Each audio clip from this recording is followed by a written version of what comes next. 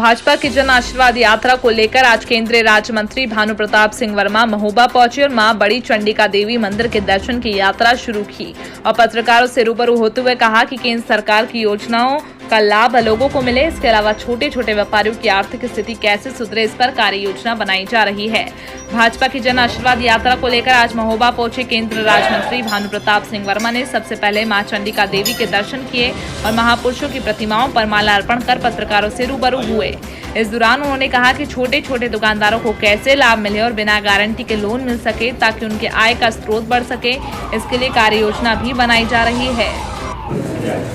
गोरखपुर से चलकर आज झांसी होते हुए आज महोबा में आई है। महोबा के साथ हमारे सांसद जी हैं, अध्यक्ष जितेंद्र जी हैं, हमारे इस यात्रा के प्रभारी रामकिशोर साहू जी हैं और अन्य हमारे पार्टी के पदाधिकारी चल रहे हैं। विशेष रूप से हम लोग इस जन आशीर्वाद यात्रा है, उसका उद्देश्य है कि हम लोग स्वयं बुंदेलखंड क्षेत्र में जाके, क्योंकि बुंदेलखंड के नाते मुझे मंत्री बनाया गया है, मंत्रिमंडल में शामिल किया गया है और मुझे केंद्रीय राज्य मंत्री के रूप में सूक्ष्म एवं लघु उद्योग मंत्रालय का दायित्व दिया गया है। तो उसी यात्रा के तहत हम लोग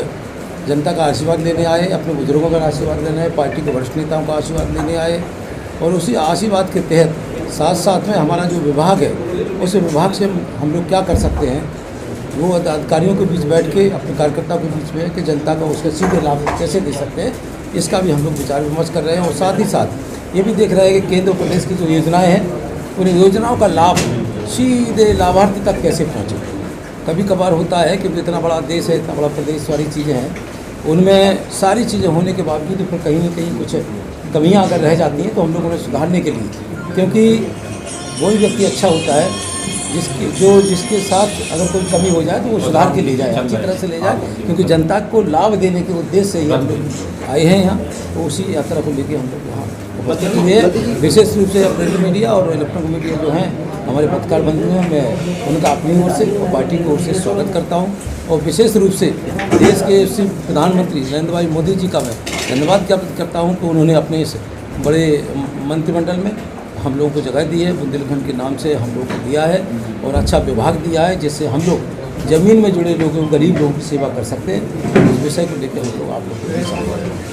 मतलब ये आप पर मोदी जी ने भरोसा जताया है और क्योंकि बुंदेलखंड में छोटे छोटे रोजगार हैं, तो ऐसे में कोई रोड मैप तैयार किया गया है आपके द्वारा जिससे लोगों को लाभ हो? बिल्कुल, हमारे जो सूक्ष्म लघु उद्योग मंत्रालय है, जो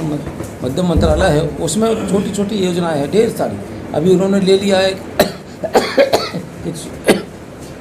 ये रेवड़ी वाला, पटरी वाला, ये छोटे छोटे जो धंधा तो करते हैं लेकिन आय का स्रोत नहीं कर पाते हैं, उनके पास कोई पैसा नहीं है, तो उन्हें भी कैसे सहायता हम लोग दे सकते हैं। उन्हें बगैर गारंटी के 10,000 का लोन दिला के उन्हें वो किसी तरीके से दुकान अपनी बढ़ा सकें और धीरे धीरे पैसा वापस करें, उसमें हम लोग सब्सिडी का लाभ भी उन्हें देंगे जिससे उनकी आर्थिक स्थिति को सुधार सके। और ढेर सारी प्रोजेक्ट वगैरह कोई अपनी प्रोजेक्ट बनाना चाहता है, यूनिट कोई लगाना चाहता है, तो यूनिट का वो